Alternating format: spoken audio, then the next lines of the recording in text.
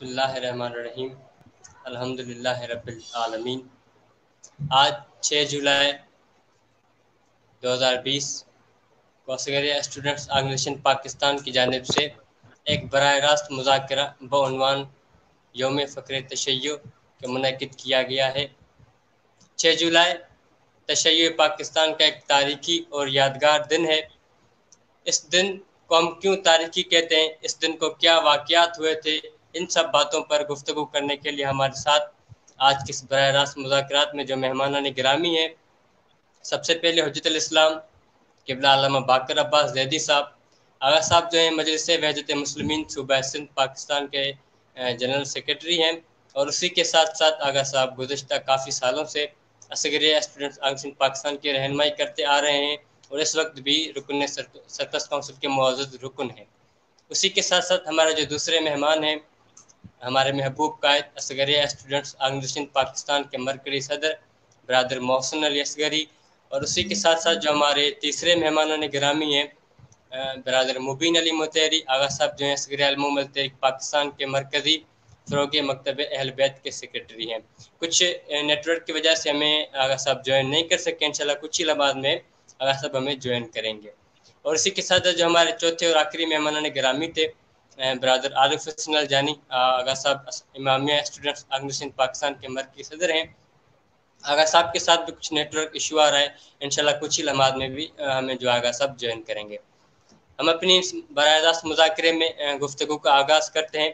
سب سے پہلے ہم گفتگو کے آغاز میں قبلہ باقر عباس زیدی صاحب سے جو ہم پوچھیں گے، آغا صاحب آپ بتائیے گا کہ وہ کیا عوامل ہیں جو اس دن کو فخر تشیع بناتے ہیں؟ آغا بسم باقر اللہ عباس الرحمن زیدی صاحب۔ الرحیم بسم اللہ الرحمن الرحیم وبہ نستعین صلی اللہ علیہ محمد وعلی الطاہرین۔ آپ لوگ جانتے ہیں کہ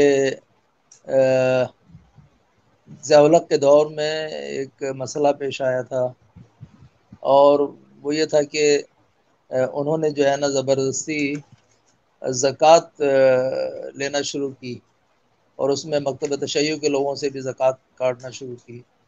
تو اس کے مقابلے پر اس وقت جو علماء تھے ہمارے، انہوں نے 6 جولائی کو ایک دھرنا دیا اسلام آباد میں اپنے حقوق کے دفاع کے لیے، مکتب تشیع کے حقوق کے دفاع کے لیے، کہ ہم جو ہے وہ اس طریقے سے گورنمنٹ کو جو ہے وہ زکوٰۃ نہیں دیتے۔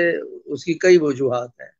ایک وجہ تو یہ ہے کہ نوٹ کے اوپر ہمارے ہاں زکوٰۃ ہی نہیں ہے، کہ ہم نوٹ پر زکوٰۃ ہی نہیں دیتے ہیں، اور جن چیزوں پہ زکوٰۃ ہے بھی تو وہ زکوٰۃ جو ہے وہ ہمارے فقہی اعتبار سے جو اس کے مصارف ہیں اس کے اندر خرچ ہونی چاہیے، اور وہ جو ہے وہ اسٹیٹ اور گورنمنٹ جو ہے وہ اسے نہیں لے سکتی۔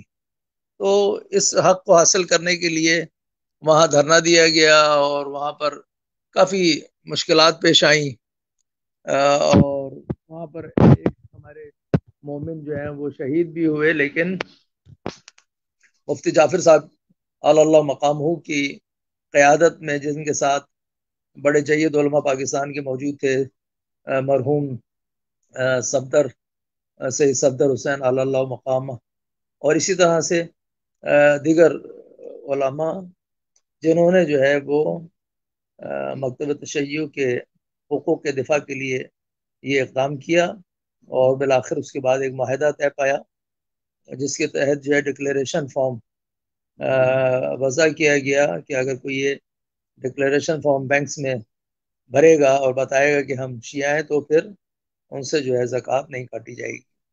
تو اس اعتبار سے مکتب تشیع کے احیاء اور مکتب تشیع کے حقوق کے دفاع کے لیے 6 جولائی کا دن جو ہے وہ اہمیت کا حامل ہے، اگرچہ کہ اس 6 جولائی کے دن جو ہے اور بہت سے واقعات ہوئے ہیں جس نے مکتب تشیع کو پاکستان میں استقامت اور عزت اور شرف عطا کیا ہے۔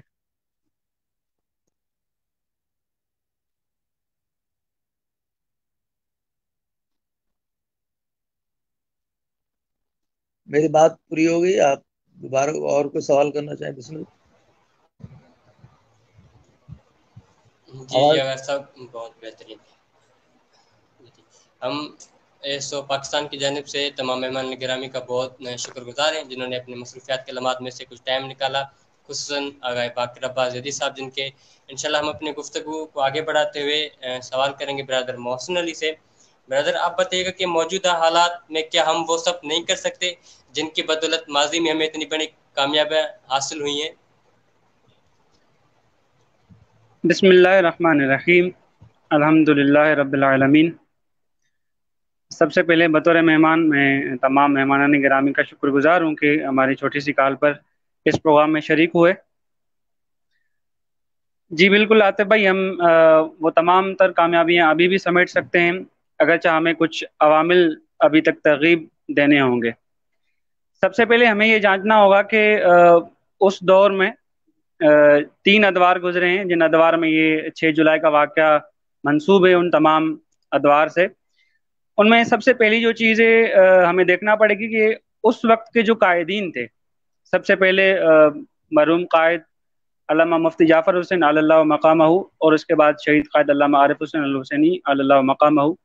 हमें देखना पड़ेगा कि उस वक्त उनकी क्या हिकमत अमली थी और उस वक्त जितनी भी तंजीमें थी, जितनी भी अंजुमनें थी, मतलब कि जो भी अपने कायदीन के साथ अवाम शामिल थी, उनमें खवास हो या अवाम हो, हमें देखना पड़ेगा कि उस वक्त की जो कायदीन थे उनकी हिकमत अमली क्या थी।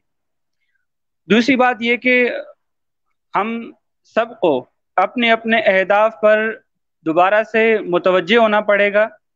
चाहे हम जितनी भी तंजीमें हैं, हम बतौर तंजीम बात अगर हम पहले बतौर शिया सोचें और कौम के बारे में अगर इकदाम करें तो आई थिंक हम वो जो पिछली कामयाबियां हमने हासिल की थी वो अब भी कर सकते हैं।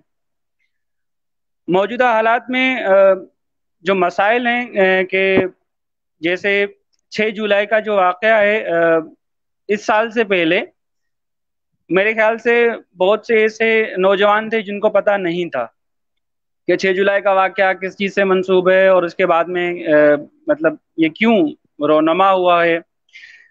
आज के ज़माने में हमें ये चीज़ बिल्कुल अल्हम्दुलिल्लाह जो आज से तमाम तंजीमों ने जितनी भी हमारी मुल्की तंजीमें हैं या सूबाई लेवल पर जो तंजीमें हैं, उन्होंने 6 जुलाई के हवाले से जो इक़दाम किए हैं और इन इक़दाम को आगे बढ़ना चाहिए।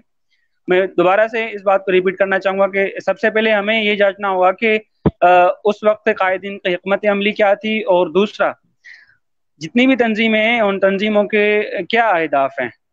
फ़र्ज़ करें कि अगर हमारे यहाँ तंजीम MWM है, MWM का काम जो है वो सियासी लेवल पर तशय्युक़ को प्रमोट करना है। इसी हवाले से हमारे यहाँ SUC है, SUC का भी यही काम है। इसी हवाले से हमारी असगरी अल-मुअम्मल तहरीक है, उसका काम मुआशरे के अंदर बेहतरी लाना है। उसके बाद जितनी भी तलबा तंजीमें जिसमें ASO आ जाता है, ISO, JSO, उसके अलावा जितनी भी तंजीमें हैं, उन तमाम तंजीमों को अपने अपने अहदाफ पर फिर से दोबारा जो है वो मुआयना करना होगा। अगर हम सब तंजीमें अपने अपने अहदाफ पर काम करें तो मेरे ख्याल से वो दिन दूर नहीं है कि हम वो तमाम तर कामयाबियाँ दोबारा से हासिल कर सकें। जी आतिफ मेहदी।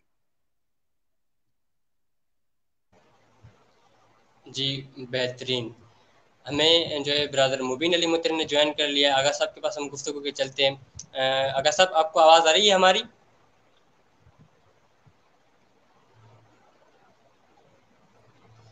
जी जी बिल्कुल।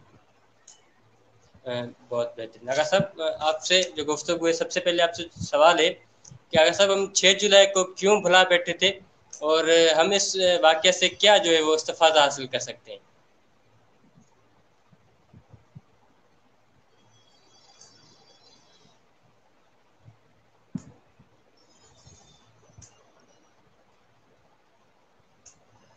जी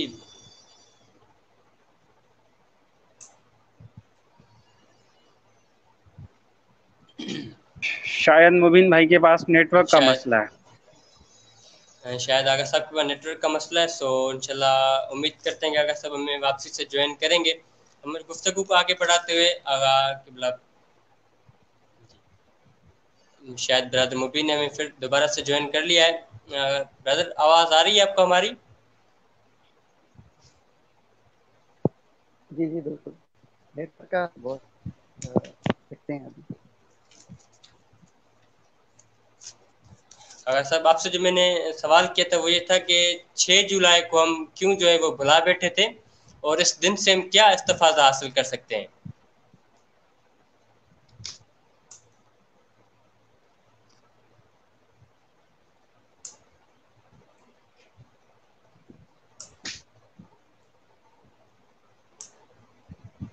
बिस्मिल्लाहिर्रहमानिर्रहीम।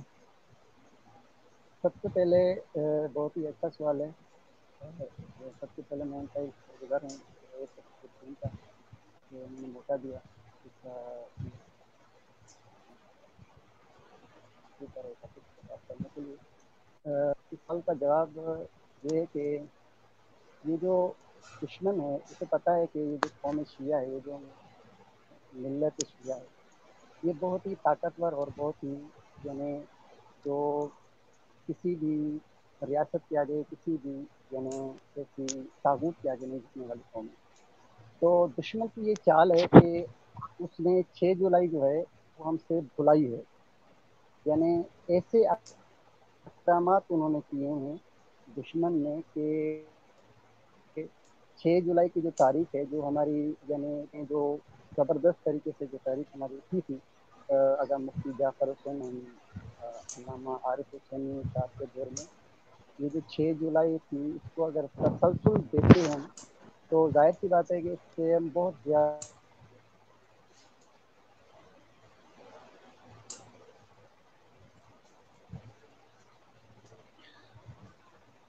मुबीन भाई के पास नेटवर्क का मसला है, आई थिंक आगे बढ़ना चाहिए हमें। इस चीज़ को जो है ना भुला गया है। और आवाम जो है, दूसरी चीज़ जो है वो आवाम भी गैर जिम्मेदार हो गई और इस चीज़ को वो भुला दिया। काफ़ी आप देखें ज़ियालत के दौर में या उसके बाद वाले दौर में काफ़ी मसाइल जो हैं उन्होंने क्रिएट किए थे इस आवाम के लिए, इस कौम के लिए, कौम शिया के लिए। वो क्यों किए थे? ताकि ये जो कौम है वो और मसाइल जो हैं इनमें, उन मसाइल में उलझती जाए।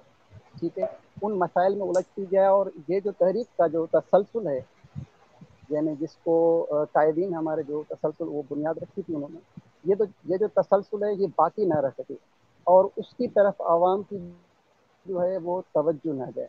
इस वजह से जो है वो दुश्मन ने ज़बरदस्त तरीके से इस आवाम के ज़हनों से जो है वो ख़त्म कर दी और उसको जो है हटा दिया। और दूसरी चीज़ ये भी है कि हमारे पास मरकज़ियत कोई नहीं रही। ठीक है, यानी ऐसी मरकज़ियत नहीं रही जो मरकज़ियत हमारी आवाम को से सही डायरेक्शन में ले जा सके। हमारे हमारे साथ ये हुआ कि जो दाखिली अवामिल कहें या खारजी अवामिल कहें, दुश्मन की जो चालबाजी है उनसे उसके दुश्मन ने ये किया कि हमारी आवाम को मुख्तलिफ मरकज़ तरफ या मरकज़ियत की तरफ यानी धकेल दिया, यानी बहुत सारी मरकज़ियत की तरफ धकेल दिया। उससे क्या हुआ? उससे नुकसान ये हुआ कि हर किसी के अपने अपने अक़दामात थे, हर किसी के अपना अपना नुक्ता नज़र था, जिसके साथ यानी आवाम को जो है टुकड़े टुकड़े कर दिया। तो जाहिर सी बात है कि जब आवाम की एक मरकज़ियत नहीं होगी तो ज़ाहिर है वो एक नुक्ते पर जमा नहीं हो सकती और वो जो है एक सिमत में जा नहीं सकेगी। तो इस वजह से यानी ये दुश्मन जो है ये तहरीक है, इससे हम इस्तिफ़ादा ऐसे हासिल कर सकते थे। ये हमारे 6 जुलाई का जो तसलसल शुरू किया था हमारे कायदीन ने, अल्लामा मुफ्ती जाफ़र हुसैन साहब ने या अल्लामा आरिफ हुसैनी साहब ने, ये बहुत ही ज़बरदस्त एक तहरीक का आगाज़ था। अगर हम इस तहरीक के तसलसल को बाकी रखते, एक बात याद रखें कि कोई भी तहरीक अगर उसमें तसलसल होता है और तसलसल बाकी रहता है तो वो तहरीक जो है अपने अहदाफ जो है हासिल कर लेती है। अगर हम इस तहरीक को चलाते, जो उन तहरीक का बुनियाद जो हमारे कायदीन ने रखा था, इस तहरीक को अगर हम चलाते और एक ही मरकज़ियत की तरफ हम चलते, तो ज़ाहिर सी बात है कि इससे हम बहुत सारे सारे जो है मफादात हासिल कर सकते थे, अपने अहदाफ हासिल कर सकते थे। क्योंकि हमारे कायदीन जानते थे कि इस कौम को कैसे चलाना है, इस कौम को कैसे हम जो है इसकी ताकत को इस्तेमाल कर सकते हैं। एक बात याद रखें, ये जो अवाम होती है वो ऐसे पानी की तरह होती है, अगर इसको कोई सही रुख ना दिया जाए तो बहुत सारी तबाही जो है वो मचा देती है। यानी वो उसको उसे समझ नहीं आता है कि वो कहाँ जा रही है या कहाँ जा रहा है पानी। اگر اس کو مرکزیت کوئی ہوگی اور کوئی ڈائریکشن ہوگی تو وہ پانی جو ہے وہ صحیح استفادہ ہم اس پانی سے کر سکتے ہیں. یہ عوام بھی ایسی طاقتور یعنی ایک چیز ہے. اگر اس کے پاس صحیح مرکزیت نہیں ہوگی، صحیح قیادت نہیں ہوگی، اور وہ قیادت اس سے اگر تو یہ قوم جو ہے وہ جو ہے اپنے جو طاقت ہے وہ غلط طریقے سے استعمال کرنا شروع ہو جائے گی، جس کے نتائج ہم دیکھتے ہیں غلو اور نصیریت کے اعتبار سے یا کوئی سے ہم استفادہ یہ کر سکتے تھے کہ ہم اس سے یعنی جو ہمارے قائدین نے یہ تحریک چلائی تھی، اس تحریک کو ہم تسلسل دے سکتے تھے اور مزید اسے ہم بہتر کر سکتے تھے، جس میں ہم کافی حد تک تو کامیاب ہوئے، لیکن بہت سارا کام جو ہے ہمیں کرنا تھا جو نہیں کر کیا. جی بہت بہترین آغا صاحب، بہت درست فرمایا کہ آپ نے ہمیں اس وقت ایک مرکزیت کی ضرورت ہے. گفتگو کو آگے بڑھاتے ہوئے ہم آغا باقر عباس علی صاحب کے پاس چلیں گے. آغا صاحب، دور حاضر میں آپ دیکھ رہے ہیں کہ وطن عزیز پاکستان میں ایک جو نیا فتنہ سر اٹھا رہا ہے ولایت فقیہ کے خلاف. سو آپ سے ہمارا یہ سوال ہے کہ ولایت فقیہ کو سادہ الفاظ میں وضاحت فرمائیں. آغا باقر عباس علی صاحب. بسم اللہ الرحمن الرحیم. ہمارے برادر مبین صاحب نے گفتگو کی ہے، لیکن وہ کچھ کٹ کٹ کر شاید واضح نہیں ہو سکی باتیں. بہرحال دیکھیں، 6 جولائی جو مفتی جعفر حسین صاحب کی قیادت میں عمل انجام پایا اور اس کے بعد 6 جولائی ایک اہمیت اختیار کر گیا. سید عارف نے بھی شہید عارف نے لاہور میں 6 جولائی کو جلسہ کیا، مجلس نے بھی ایک جلسہ کیا. 6 جولائی 85 میں کوئٹہ میں جو ہے لوگ شہید ہوئے. تو 6 جولائی جو ہے نا وہ ایک سمبل بن گیا ہے پاکستان میں اس اعتبار سے. جہاں تک یہ بات ہے کہ ہمیں مرکزیت کی طرف جانا چاہیے، بالکل صحیح ہے. اس وقت مرکزیت کی ہم نے بہت اہم اقدامات کیے اور بہت اچیومنٹس کی. دشمن اس سے ہراساں ہوا اور اس نے ہمارے قائد کو شہید کیا. شہید عارف جو ہے وہ پاکستان میں جس نہج پر ملت تشیع کو لے آئے تھے انسجام کے ساتھ، اگرچہ کہ اس وقت بھی کچھ دوسری قیادتیں موجود تھیں. حامد موسوی اس وقت بھی قائد کے طور پہ موجود تھے، اور ہو سکتا ہے کچھ لوگ دوسرے بھی سید عارف سے اختلاف رکھتے ہوں، لیکن مجموعی طور پر مکتب تشیع میں ایک قدر انسجام پیدا ہوا تھا. لیکن ان کے بعد جو ہے وہ بہت سارے مسائل پیش آئے، جس کے نتیجے میں جو ہے وہ ایک انسجام بھی ختم ہوا، اور وہ جو ایک قیادت کی جو خصوصیات ہیں وہ بھی ہمیں میسر نہیں آ سکی. اور مکتب یعنی تشیع جو ہے وہ سیاسی میدان میں جس طرح سے اسے آگے آنا چاہیے تھا، دیکھیے سیاسی میدان کی اہمیت ہے، تربیت ضروری ہے، احکام سکھانا، عقائد سکھانا، دین سکھانا، یہ علماء کی ذمہ داری ہے. لیکن کسی کے بھی کسی بھی ملت کے حقوق کا دفاع کرنا بغیر سیاسی جدوجہد کے نہیں ہو سکتا ہے. پاکستان میں سیاسی جدوجہد ایک ضروری امر تھا، لیکن اسے جو ہے وہ سبوتاژ کیا گیا، اور مجلس ایک ایسے وقت میں وجود میں آئی جب چاروں طرف جو ہے پاکستان میں کلنگ تھی. کوئی ان کے لیے آواز بلند کرنے والا نہیں تھا، ایک بیان کوئی نہیں دے سکتا تھا، اور لوگ جو ہے وہ شیعہ مختلف علاقوں سے مائیگریٹ ہو رہے تھے، اپنے اپنے علاقے چھوڑ کر جان بچانے کے. مثلا خصوصاً ڈی آئی خان کا جو علاقہ تھا، وہاں ہمارے بہت شیعہ پاپولیشن تھی جو بیچارے مائیگریٹ کر گئے، زمینیں چھوڑ کے چلے گئے اپنی ایسے ہی، ٹھیک ہے، جان بچانے کے لیے. اسی طرح سے ملک کے بہت سارے علاقے میں ہوا ہے، اور یہ جہاں پر عالمی سازش تھی جس میں CIA، موساد اور سعودی عرب شامل رہا، کہ وہ چاہتے تھے کہ اس ملک کو جو ہے اس کی ڈیموگرافی چینج کر دیں، یہاں پر جو ہے وہ مکتب تشیع جو ہے وہ کچل دیا جائے، اور سلفیت اور وہابیت جو ہے وہ یہاں پر نظام حکومت میں بدل جائے، جس کی ابتدا ضیاء الحق نے کی. اور 40 سال ہم نے جو ہے وہ شہادتیں دی پاکستان میں، کیا کہتے ہیں، یہ جو مشکلات ہیں یہ ہم نے سہی. ٹھیک ہے. اس وقت ایسے حالات میں مجلس کھڑی ہوئی کہ پاکستان کے تشیع جو کہ ایک بڑی تعداد ہے, آپ دیکھیں کہ ایران کے بعد ظاہراً جو ہے سب سے بڑی پاپولیشن تشیع کی پاکستان میں ہے. ٹھیک ہے. یعنی اگر ہم 20% بھی کہیں کہ شیعہ ہیں پاکستان میں تو 5 کروڑ کے قریب اگر شیعہ بنتے ہیں یہ بہت بڑی پاپولیشن ہے. ایران جو ہے وہ مجموعی طور پر 70 سے 80 ملین ہے. ٹھیک ہے. جبکہ پاکستان میں شیعہ جو ہے وہ 50, یعنی اگر 5 کروڑ ہو گئے, ٹھیک ہے, تو اس کا مطلب یہ کہ 50 ملین ہے. تو بڑی تعداد ہے. کہیں پہ بھی اتنا نہیں ہے. حتیٰ لبنان میں جو ہے وہ ٹوٹل 8 سے 12 لاکھ شیعہ ہیں. ٹھیک ہے. تو پاکستان قابل اہمیت ملک ہے, اسٹریٹجک ملک ہے تشیع کے اعتبار سے. بہرحال اب ہمیں ماضی کو سامنے رکھتے ہوئے ہم نے جو ہے وہ مجلس نے سیاسی جدوجہد کا کیونکہ عمل نہیں کیا جا رہا تھا لہذا وجود میں آئی. تنظیم پہلے ایسی سی موجود تھی یا تحریک کہنا چاہیے موجود تھی, لیکن وہ جو کام ان کو کرنے چاہیے تھے وہ کیونکہ نہیں کیے گئے لہذا مجلس مجبور ہوئی آنے کے لیے میدان. مجلس بنانے والوں نے کوئی کیا کہتے ہیں خوشی سے یہ کام نہیں کیا, لیکن شیعت کی دفاع کے لیے مجبور ہوئے.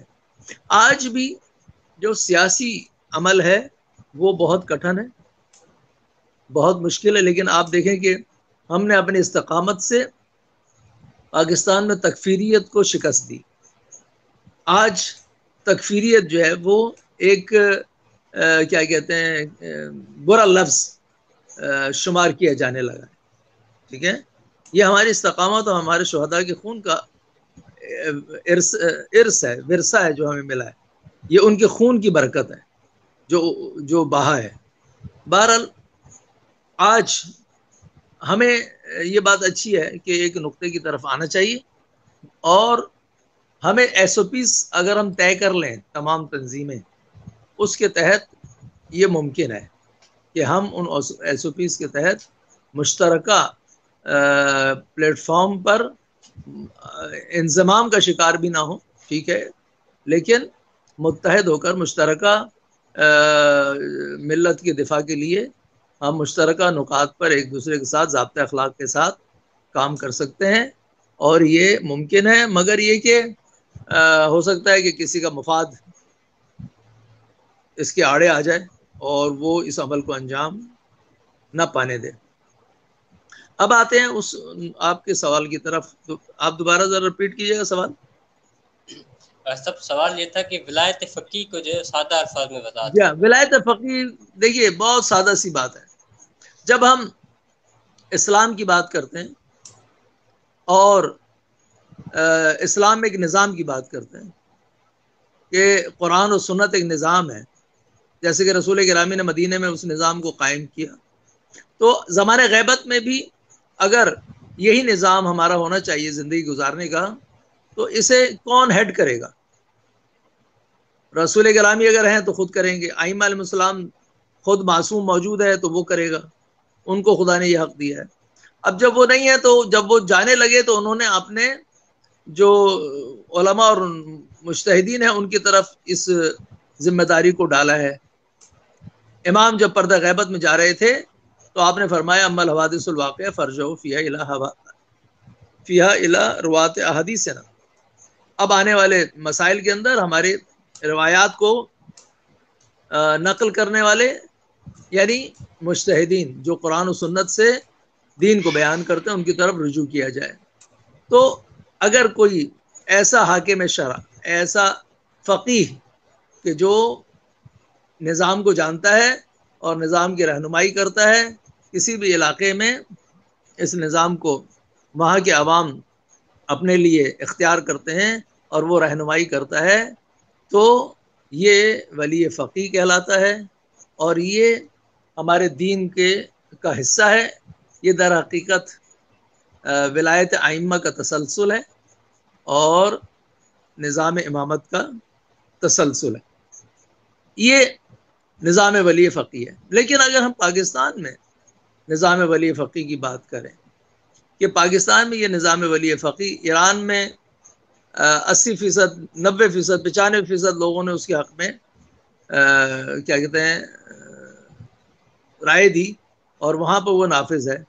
پاکستان میں جہاں ہم فرض کریں 20% ہیں اور 80% دوسرے لوگ ہیں جو کہ فرض کریں نظام خلافت کی بات کرتے ہیں، ٹھیک ہے، وہ خلافت راشدہ کی بات کرتے ہیں، تو پاکستان میں کیا ہم ایک دفعہ عقیدے کے اعتبار سے، فکر کے اعتبار سے، نظریے کے اعتبار سے ولایت فقیہ کے قائل ہیں، ہم اس کو سپورٹ کرتے ہیں، لیکن کیا پریکٹیکل پاکستان میں ممکن ہے؟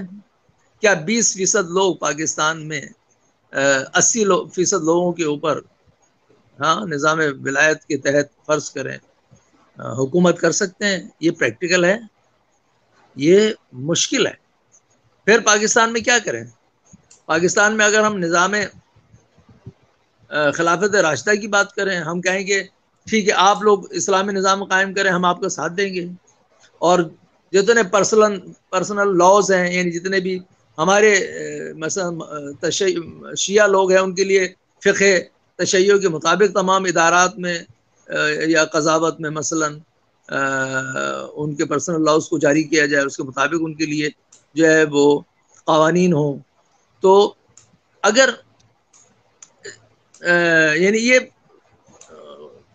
نظریاتی طور پر ہو سکتا ہے یہ بات صحیح ہو، لیکن پریکٹیکلی کیا ممکن ہے؟ جس ملک میں جو ہے وہ 40 سال سے ہمیں قتل کیا جا رہا ہو، ابھی تو ان کے ہاتھ میں حکومت نہیں آئی تھی، اگر حکومت بھی آ جائے گی تو پھر تو کیا حشر ہوگا؟ تو یہ سوچنے والی بات ہے پاکستان میں، ٹھیک ہے۔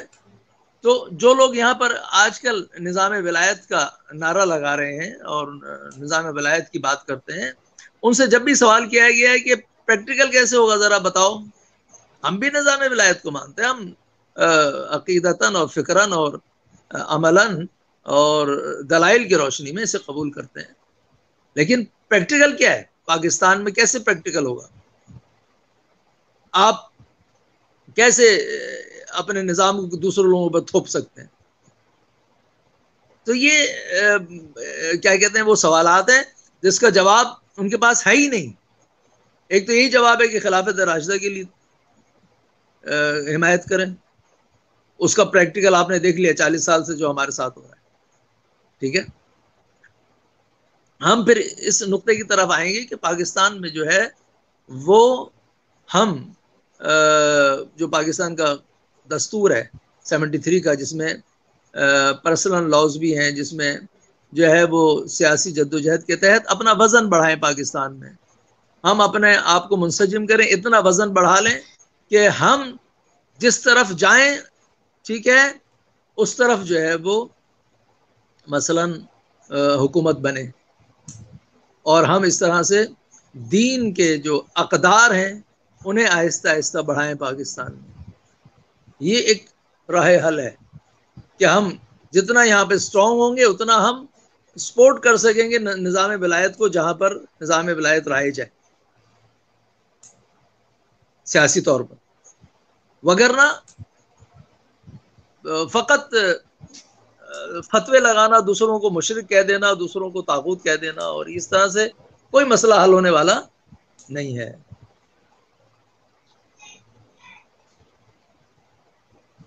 جی آغا صاحب، آپ نے جو نظام ولایت فقی کے حوالے سے بہت ہی عمدہ گفتگو کی۔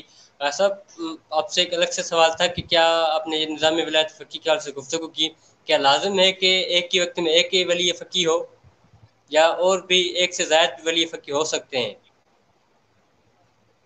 شہید صدر نے ایک مقالہ لکھا ہے اس موضوع پر، اور ان کا جو کتاب تھی فتاوت الواضحہ، اس کے مقدمے میں بھی اس نقطے کو بیان کیا ہے۔ وہ کہتے ہیں کہ جو دلائل ہمارے پاس ولایت فقی کے لیے ہیں وہ کیا کہتے ہیں اس نقطے کی طرف ہمیں پہنچاتے ہیں کہ نظام ولایت اگر کہیں پہلے نافذ ہو گیا اور وہاں پہ کوئی ولی فقی ہے تو دیگر لوگوں کو جو ہے ان کے ساتھ منسلک ہونا چاہیے، اور ان کی جو ہے نا وہ رہنمائی میں عمل انجام دینا چاہیے.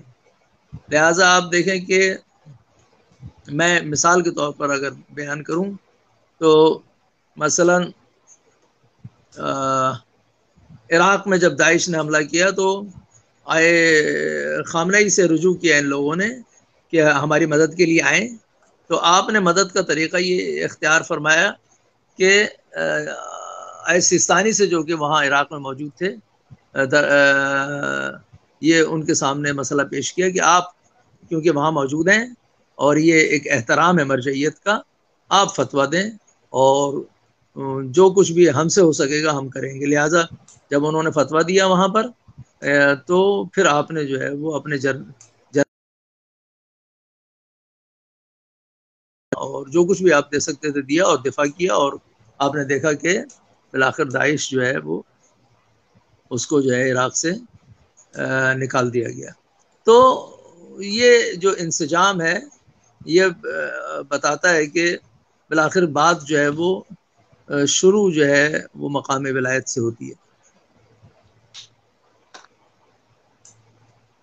جی آغا صاحب بہت بہترین گفتگو. برادر محسن علی کی طرف چلیں گے کہ برادر آپ یہ بتائیے گا کہ موجودہ حالات میں ہمیشہ کیا کرے جس سے اتحاد بین المومنین قائم ہو جائے.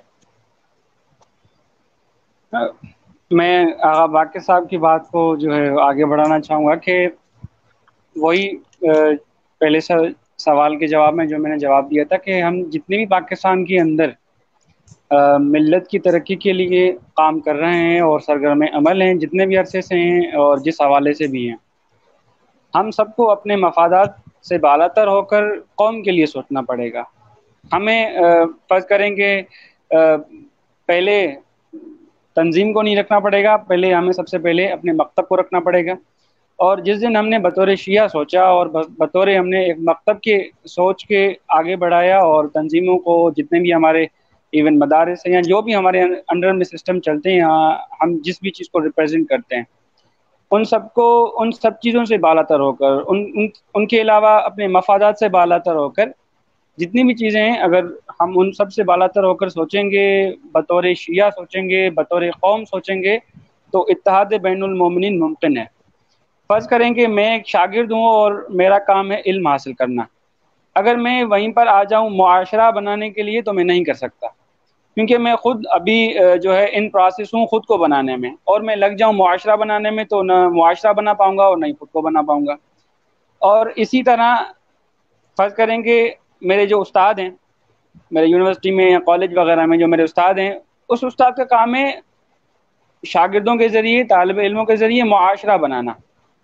اور اگر وہی استاد جو ہے اپنی ذمہ داری سے بری ہو کر اور وہ پیان کی ذمہ داری ادا کرے اور جو ہے وہ وہاں پر جو نائب قاصد وغیرہ ہوتے ہیں ان کی ذمہ داری ادا کرے، یہ چیزیں ممکن نہیں ہیں. اس سے جو ہے وہ ایک طرح سے کام تو ہو جائے گا لیکن اس کام میں اسٹینڈرڈ نہیں آئے گا. مطلب جس بندے کی جو ذمہ داری ہے وہ ذمہ داری ادا نہیں کر پائے گا.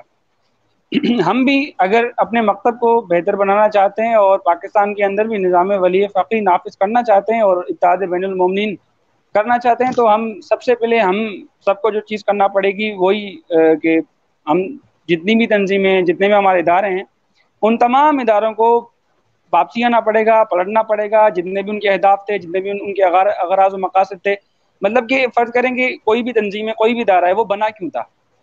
اگر ہم فقط اس سوال کے اوپر توجہ دیں اور اس پر جو ہے وہ قائم اور دائم رہیں تو میرے خیال سے اتحاد بین المومنین قائم ہو سکتا ہے. اور جتنے بھی چھوٹے بڑے مسائل فرض کریں کہ اجتماعی طور پر مسائل ہوتے رہتے ہیں، اس میں کوئی بھی بندہ جو ہے وہ یہ ڈینائی نہیں کر سکتا اس بات کو کہ مسائل نہیں ہیں. مسائل ہو سکتے ہیں اور ہوتے رہتے ہیں. مسائل جو ہے وہ ہر ادوار میں، ہر دور میں، ایون جو ہے ائمہ کے دور میں بھی مسائل رہے ہیں. جیسے آپ جو ہے وہ امام حسین کا قیام دیکھ لیں تو وہاں پر جو ہے وہ سلیمان بن سد خدائی جیسے بندے تھے جنہوں نے جو ہے وہ مسلم بن عقیل کی بیعت کو ٹھکرا دیا تھا کہ امام اگر خود آ جائیں تو ہم جو ہے وہ بیعت کریں گے اور بعد میں جو ہے امام کی حمایت کریں گے. یہ تمام تر جو چیزیں ہیں یہ ہیں، اس کی کوئی بندہ ڈینائی نہیں کر سکتا. اگر ہم ان تمام چیزوں کو ایک ہی جو ہے وہ اعتبار سے لے کر آگے بڑھائیں تو میرے خیال سے اتحاد بین المومنین ممکن ہے. اور ہم جو ہے اپنے مکتب کا دفاع، مطلب آج کل جو ایک بندے مطلب ایک گروہ ہے، چھوٹا سا گروہ جس کی کوئی حیثیت بھی نہیں ہے پاکستان کے اندر، جو خود کو پتہ نہیں کیا سے کیا کہتے ہیں، ان کو کچھ بھی نہیں پتا قوم کا. بطور قوم انہیں کچھ بھی نہیں پتا، لیکن اس کے باوجود بھی وہ لوگ آ جاتے ہیں اور سوشل میڈیا پر پتہ نہیں کہاں کہاں پر جو ہے وہ تشیع کو ڈیفینڈ کر رہے ہوتے ہیں۔ میرے خیال سے ہم جتنی بھی تنظیمیں ہیں، جتنے بھی ادارے ہیں، پھر سے وہی بات دہراتا چلوں گا کہ جتنی بھی تنظیمیں، ہمیں اپنے اغراض و مقاصد کے پیچھے چلنا پڑے گا، اور ہمیں ایک مرتبہ دوبارہ سے وہاں پر جو ہے وہ دہرانا پڑے گا۔ اگر ہم سب نے اپنے اپنے حصے کا کام ادا کر دیا، اپنے اپنے ذمہ داری ادا کر دی، تو میرا نہیں خیال کہ وہ دن دور ہوں گے کہ جب اتحاد بین المومنین قائم ہو جائیں گے۔ جی عاطف مہدی۔ امامیہ اسٹوڈنٹس آرگنائزیشن پاکستان کے مرکزی صدر برادر عارف حسین جانی نے ہمیں جوائن کر لیا۔ ہم اپنے اس براہ راست مذاکرے میں برادر کو خوش آمدید کہتے ہیں۔ برادر آپ کو آواز آ رہی ہے ہماری؟ جی جی بالکل بھائی، بہت شکریہ آپ کا۔ جی خدا سلامت فرمائے آپ کو۔ برادر آپ سے جو ہمارا پہلا سوال ہے وہ یہ ہے کہ ماضی کے حالات اور موجودہ حالات کو مد نظر رکھتے ہوئے کیا ہم اپنے وجود کو بطور ایک قوم دیکھ سکتے ہیں؟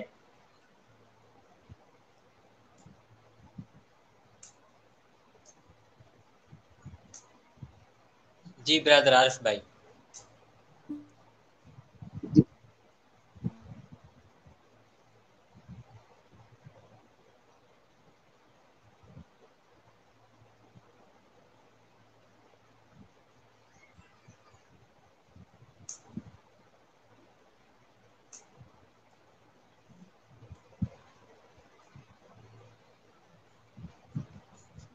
عارف بھائی آپ کو آواز آ رہی ہے؟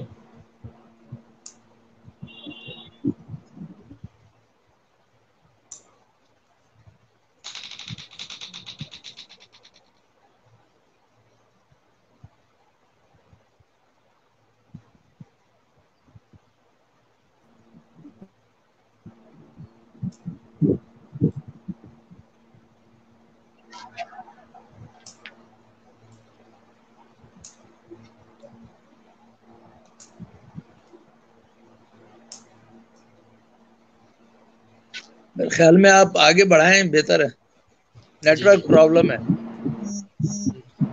انتہائی معذرت خواہ کہ نیٹ ورک پرابلم کی وجہ سے برادر عارف بھائی بھی بہت ٹائم کے بعد کنیکٹ ہوئے، لیکن نیٹ ورک کی وجہ سے ہیلو، آواز نہیں آ رہا۔ السلام علیکم۔ ہیلو، علیکم السلام علیکم۔ السلام۔ علیکم السلام۔ جی تو السلام برادر آپ ورحمۃ اللہ۔ اگر سوال ریپیٹ کریں گے پلیز۔ جی آغا صاحب، آپ سے سوال یہ تھا کہ ماضی کے حالات اور موجودہ حالات کو مد نظر رکھتے ہوئے کیا ہم اپنے وجود کو بحیثیت قوم دیکھ سکتے ہیں؟ بسم اللہ الرحمن الرحیم۔ سب سے پہلے بہت شکریہ آپ دوستوں کا۔ واقعاً اس وقت جہاں پر ضرورت ہے کہ قوم کو یکجا کرنے کے لیے اس طرح کے پروگرامات ہوں، ایسے میں آپ نے بہترین پروگرام آرگنائز کیا ہے۔ اس حوالے سے اگر دیکھا جائے تو الحمدللہ اگر دیکھا جائے تو ملت تشیع پاکستان کا ایک بہترین تاریخ رہا ہے۔ البتہ کچھ مشکلات ہر قوموں کے اندر مشکلات ضرور آ جاتی ہیں، لیکن اس وقت بھی اگر پاکستان کے اندر اگر ہم دیکھا جائے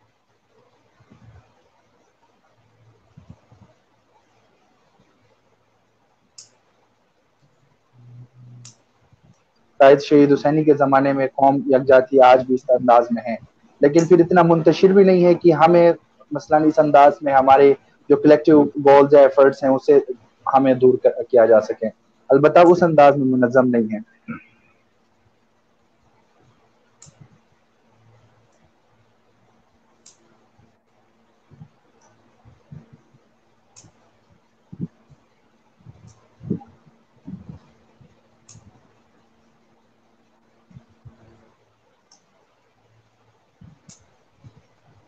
میرے خیال سے عارف بھائی کا سوال جواب کمپلیٹ ہو گیا، آپ آگے بڑھیں۔ جی جی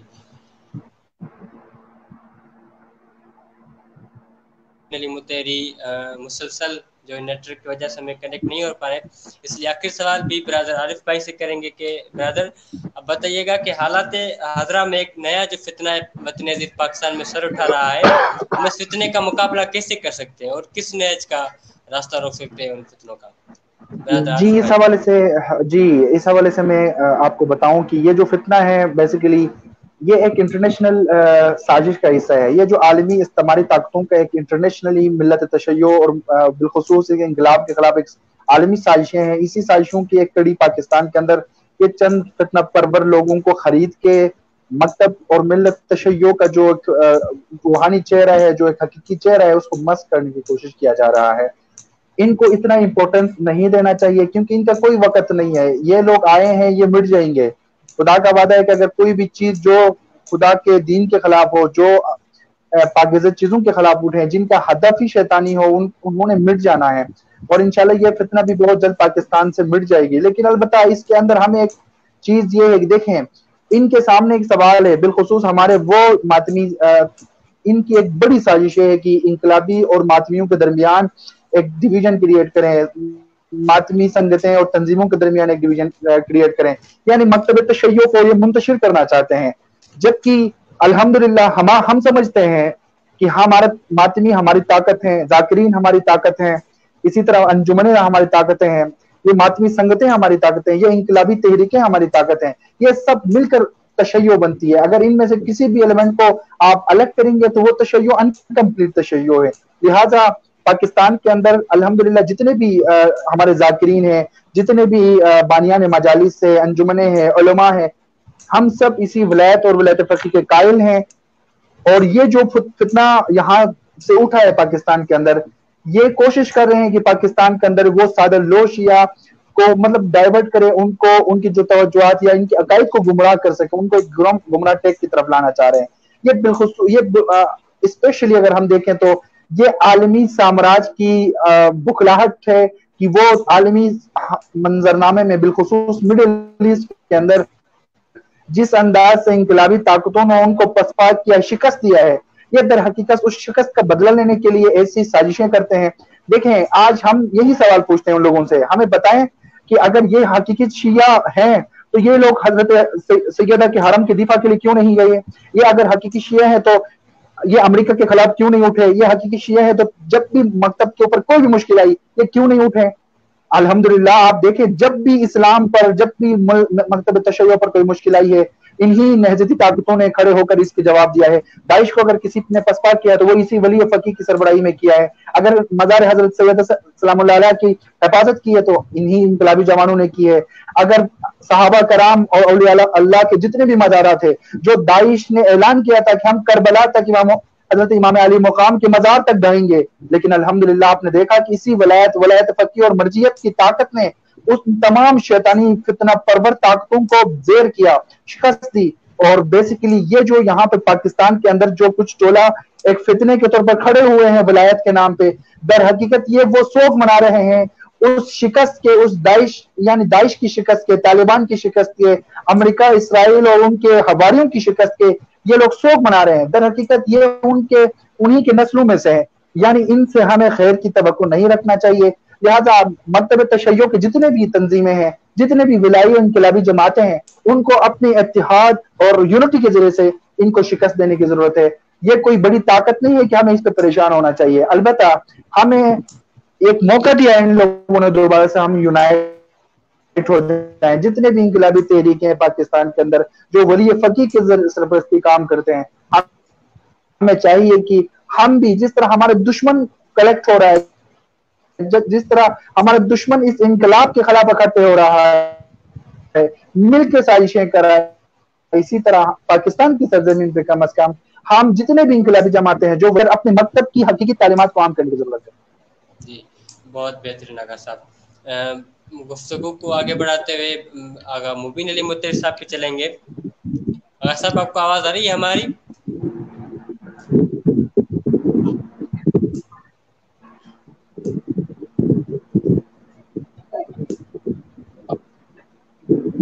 شاید آغا صاحب کے پاس نیٹ ورک کا مسئلہ ہے، سو اسی وجہ سے ہم ایک بار پھر تمام مہمانان گرامی اور ناظرین کا شکریہ ادا کرتے ہیں جو مسلسل پروگرام میں ہمارے ساتھ کنیکٹ رہے۔ مہمانان گرامی میں حجت الاسلام علامہ باقر عباس زیدی صاحب جو مجلس وحدت مسلمین پاکستان صوبہ سندھ کے جنرل سیکرٹری ہیں، اسی کے ساتھ ساتھ برادر عارف حسین الجانی آغا صاحب امامیہ اسٹوڈنٹس آرگنائزیشن پاکستان کے مرکزی صدر ہیں، اور جو ہمارے تیسرے مہمان ہیں برادر محسن علی اصغری، برادر اصغریہ اسٹوڈنٹس آرگنائزیشن پاکستان کے مرکزی صدر ہیں، اور اسی کے ساتھ ساتھ ہمارے چوتھے آخری مہمان برادر مبین علی مطہری، برادر اصغریہ علم تحریک پاکستان کے مرکزی سیکرٹری برائے فروغ مکتب اہل بیت ہیں۔ اور پروگرام کے آخر میں گزارش کریں گے برادر محسن علی کو کہ آپ جو ہے وہ اس پروگرام کے ذریعے کچھ کارکنان اور ناظرین کو پیغام دیں۔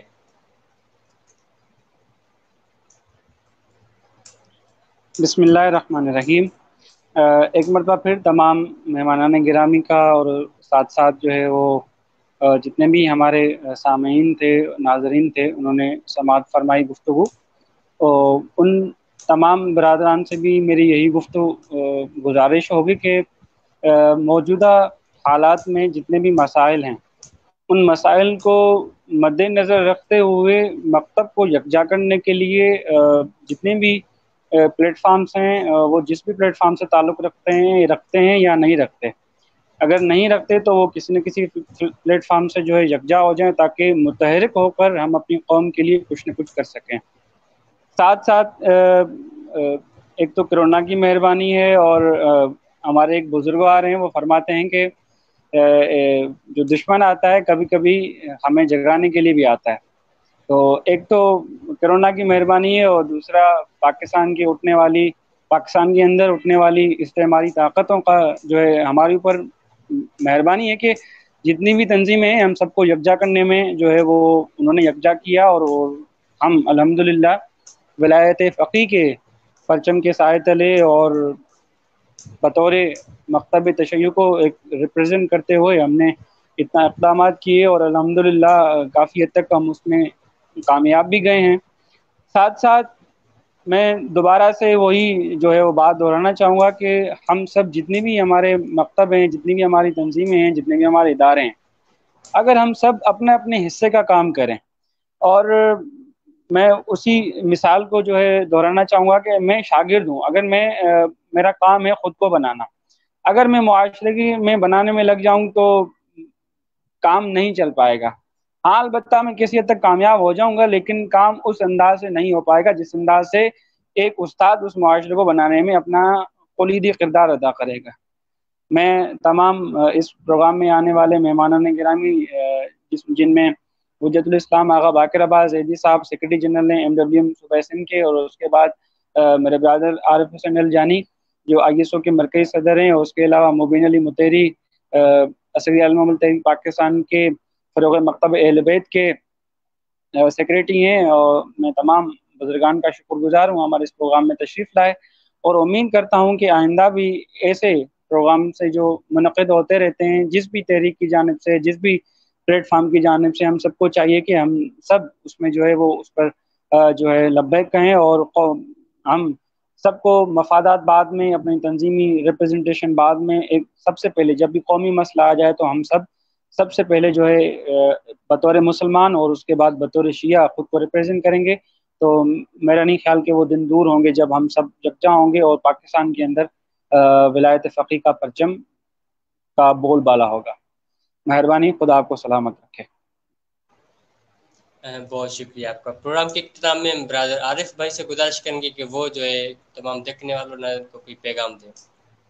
اس حوالے سے میرا یہی پیغام ہے کہ جس طرح محسن بھائی نے بتایا کہ بہترین پیغام ہے، اسی کی تائید کرتے ہوئے اس وقت جس چیز کی سب سے زیادہ ضرورت ہے وہ مکتب تشیع کے جتنے بھی طاقتیں ہیں ان سب کو یکجا ہونے کی ضرورت ہے۔ جتنے آرگنائزیشنز ہیں ان کو اپنے تمام تر جتنے بھی اختلافات ہیں ان سب سے برتر ہو کے ہمیں مکتب ایک ملت بننے کی ضرورت ہے۔ آج 6 جولائی ہم دیکھیں تاریخ تشیع کے اندر اس کی بڑی یعنی کنٹریبیوشن ہے، آج کا دن بڑی اہمیت کے حامل ہے۔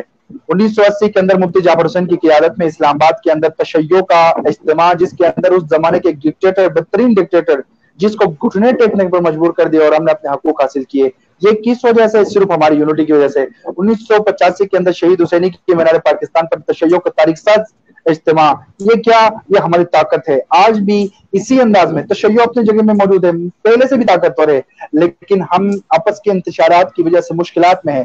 آج ہماری مسنگ پرسنز کا ایک ایشو ہے، پورے پاکستان کے اندر سے مکتب تشیع کے باوفا بیٹے جو ان کو اغوا کیا جا رہا ہے، ان کو پر 3 4 سالوں سے ان کو بغیر کسی گناہ کے اغوا کر رکھے ہوئے ہیں۔ یہ سب کیوں؟ اس لیے کہ ہم منتشر ہیں۔ لہٰذا آخری پیغام میں یہی کہوں گا کہ جتنے بھی سننے والے ہیں، جتنے بھی مکتب تشیع کے جتنے بھی افراد ہیں جو علی کے نام لیتے ہیں، ہم سب ایک ہی پلیٹ فارم سے تعلق رکھتے ہیں، اور ہمیں چاہیے کہ ہمیں اپنے اجتماعی معاملات کے اندر ایک دوسروں کے ساتھ تعاون کرنا چاہیے.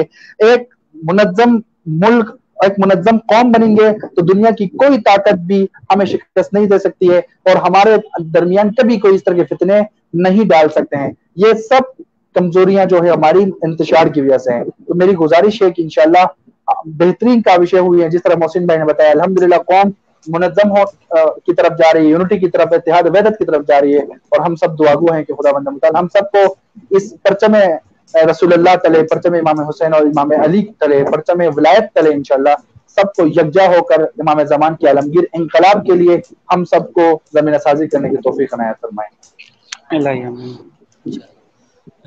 تمام دوستوں کا ایک بار پھر شکریہ ادا کرتے ہیں، اور اسی دعا کے ساتھ اپنے اس پروگرام کا اختتام کرتے ہیں کہ خدا ہم سب کو ایک قوم اور ایک ملت ہونے کی توفیق عطا فرمائے، تاکہ ہم ایک قوم اور ملت بن کے اپنے وقت کے امام کے لیے راہ ہموار کر سکیں.